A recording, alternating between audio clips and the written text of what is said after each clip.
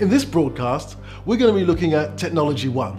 They're a gold sponsor to the conference, and Mark was talking with me in a Parkinson-style interview, and we discussed mobility and all that means. Enjoy the broadcast and make notes. Let us know what you think about our broadcast and what Mark's saying. Great information, great technology. Hope you enjoy it. A gold sponsor to the table or to the stage. He's from TechnologyOne. He's a senior solutions manager looking after local government, so he has a real understanding about what we do in local government, how we do things in local government, and I'd like to say that Mark really cares about the sector. He works in the sector, but he cares about the sector. He's understood and knows many people in the sector, and we've had many discussions on what needs to change in local government and how he and his organisation can help those changes. So rather than giving a speech today, Mark and I decided that I would interview him and we'll have a bit of a Parkinson moment.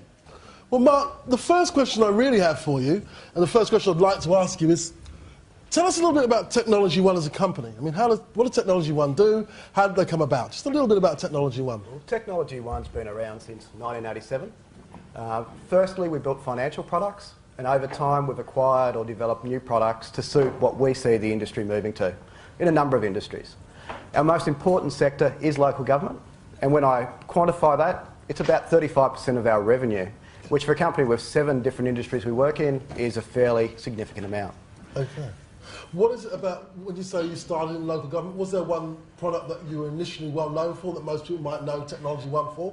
Look, we've tried to get rid of the name, but it's been around for a long time. It was a product called Finance One. It was the dominant financial product out in the marketplace, but what we realised over time was a financial product on its own is a waste of time. Okay. A product that just sits on its own and doesn't integrate or isn't part of a full solution, at the end of the day, local government will not benefit from it, and it will give you no real information.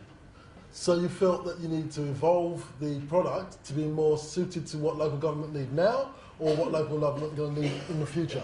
Definitely the future. Okay. Definitely the future. There's a lot of barriers in local government. Organisational terrorists who love the way local government has worked in the past. They don't want it to change. So that's been a huge barrier for us in getting full end-to-end solutions into local government. So do you feel that your technology, in a positive way, but also in a negative way, exposes people because people then become accountable?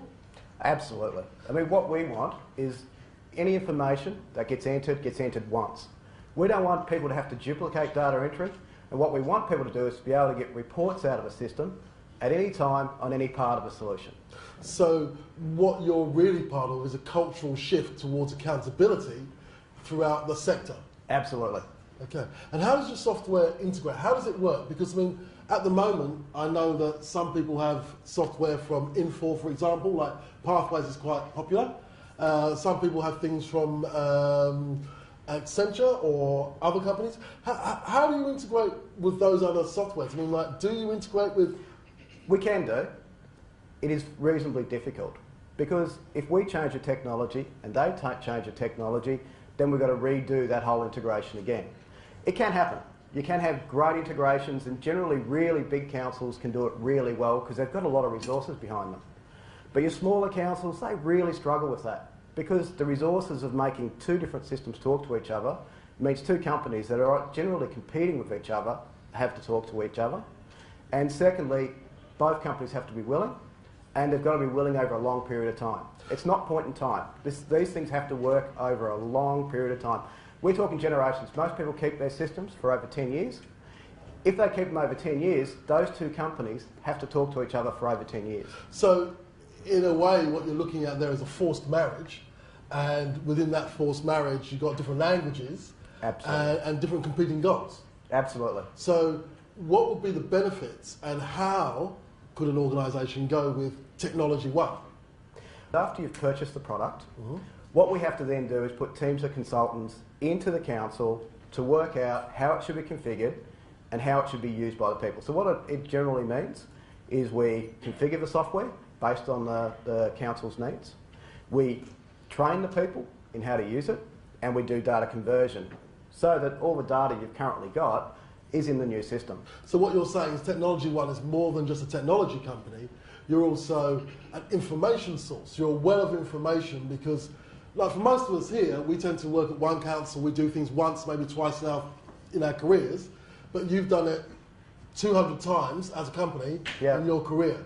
Yep. So not only are they getting the solution, not only get the technology, but they get the benefit of the historical knowledge that you have.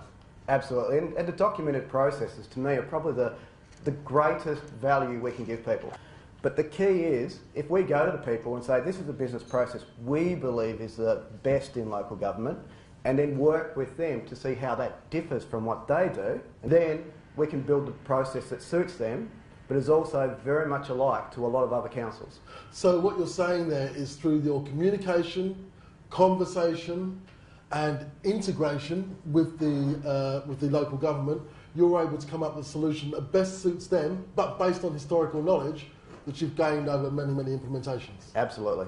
Now, there's a word that you and I discussed very, very briefly yesterday, and it's called mobility. Now, if you can just tell us really, because this looks like mobility to me, but what is mobility? What does that mean?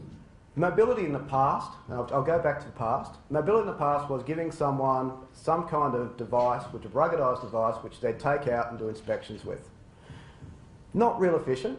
They used to come back to the organisation, plug them in to the computer system, and it'd download information, and then they'd go out with it. Well, mobility in that sense is gone. Mobility now means your whole system, everything you do, your financials, your payroll, everything needs to be on a device that a person wants to use out in the field. And that means it translates in real time? Real time, I mean, we've got the network to do it now. So now you can have real time interaction using a tablet, a phone, any one of these devices. But they've got to be completely device independent. So what we've looked at... Device independent. What does device independent mean? Device independence means you can use it on any device you like. Different councils have different views on what devices are the best, but what it'll move to very shortly is where it is what they call bring your own device. Most people will be saying, I like the Apple, I like the Samsung, or I like a Microsoft device, like a Slade, etc. And what they'll do is they'll bring them to work. It means that I can then, for example, if I go to a meeting and I'm working for Rumshire Council and I choose my iPhone, but you happen to be a Samsung person, it doesn't matter whether you're working off a Samsung device and I'm working off an iPhone device, it's still compatible with the software and we can both do the same thing or different things that we're doing and the information still ends up in the back end. Absolutely. Hi Mark, you're from TechnologyOne, and I know that TechnologyOne are a gold sponsor to the National Local Government Customer Service Network Conference up here in Tweed Heads. Tell us one of the reasons you chose to sponsor this conference. Well, we believe customer service is a central part of local government. Every interaction with local government comes through customer service. Every part of the council needs to be interconnected, and the place they need to connect with is the customer service professionals. Any call that's received by any local government, any interaction with the ratepayers, with the community in general, needs to be made through the customer service professionals. That then links to every other part of the business. That's really interesting, because one of the things that you talked about in the speech that you gave, which was very well received by the way, was the need to do more than just take calls, because you have a lot of other devices as well, don't you? Well, it's about modernising the way local government interacts with their constituents. It's not only about how they interact with their constituents, it's about how they interact internally. What you need is most of your workforce out in the workforce working. You need less downtime. What you need is the workforce out there being able to do their job where they are, when they're there, at the right place with the right information. There was one thing that came out from the speech that you gave, and that was something called mobility. Now, I'm not too sure what mobility is, so if you can just in a 30-second explain mobility, I think that would be really useful. Well, mobility is about the ability to use the type of devices that people use in their everyday lives. In the past, everyone in local government was driven by a desktop. They had to go back to their desktop to do work, to interact with the system. Now you can interact with the system through these devices. So through your mobile phone, through a laptop, or indeed through a tablet? Absolutely, and what we bring to the table and what we want every council to adopt is the bring your own device. So what do you mean by bring your own device? There's people who use Android, Samsung type devices. There's people who use Windows devices, and there's people who use the iPhone Apple devices. Now those people are tied to those. They love using those devices and they don't want to go to council and use the type of devices that are going to be dictated to them. They want to use the devices they use in their everyday lives and bring it to work. So people who, because we all know we get branded, so someone who's brand loyal, like myself, I'm a bit of an iPhone person, my daughter likes a Samsung, so I wouldn't have to change my iPhone to a Samsung or my Samsung to an iPhone. I could just use it and connect to the systems already. Absolutely. And this is just your own iPhone, not a particular iPhone? It's any iPhone. Wow. Anything that connect to the internet. If you can connect to the internet, and the speeds we get on the internet make this possible now, enable you to use any device. Well, that sounds fantastic. One last question. Where do you see local government going in the future? I mean, we're talking 2020, which is really only 6.5 years away. So where do you see local government going in terms of technology and in terms of customer service? Well, customer service is going to be the hub. With the changes with Facebook, with social media, there's going to be a lot more interaction. And those interactions are going to be not in a formal sense anymore. They're going to be informal. You're going to have informal interaction through Twitter, Facebook, etc. But local government's also going to have to become much more efficient. The siloed mentality of local government's going to have to change. Local government cannot continue to operate with the silos where different parts of an organisation aren't talking to each other. So you're talking about having a connected council and everybody working together? Absolutely. What will happen if people continue to have a siloed mentality is they'll present themselves and the council as not connected. Okay. When someone rings the council, they want to know that the person they're talking to has all the information on them. So really bringing it up to the 21st century business model that most major institutions now work with. Well, I think you use a great example, which is the banks, which when you ring them, they know everything about you. People expect the same from councils. If they've spoken to someone yesterday in the planning department, they expect any interaction they have to be able to be spoken about by the customer service people.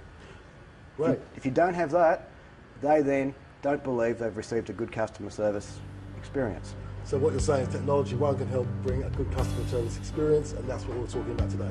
Absolutely. Mark, thank you very much for your time, and thank you for being a gold sponsor of the Local Government National Customer Service Conference. It's our pleasure. Thanks, Ron. Thanks for watching the broadcast today. We hope you really enjoyed it. We hope you got lots of tips and lots of tricks that you're able to use and take back to your council. And we're really looking forward to seeing you next time on our next broadcast. Bye for now.